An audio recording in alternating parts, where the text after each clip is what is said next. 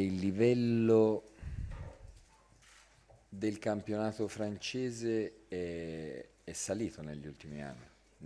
anni. Faccio per dire, si può fare un paragone di quando ci abbiamo giocato l'altra volta, che c'era solo il Lione come squadra forte in questo campionato. Attualmente ci si trova il Monaco, il Paris Saint-Germain, il Nizza, cioè la competitività del campionato secondo me è salita,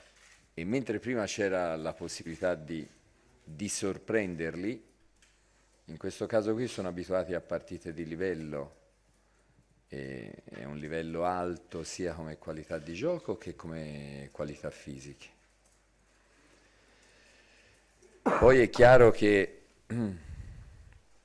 hanno quelle qualità indiscutibili che tu hai citato, per cui per noi sarà fondamentale non giocare a campo aperto proprio per la velocità che hanno quelli davanti, perché se la Casette lo lasci in degli spazi grandi è un giocatore che riesce a sfruttare nella sua totalità le qualità che possiede, ecco. Per cui si va a mordere,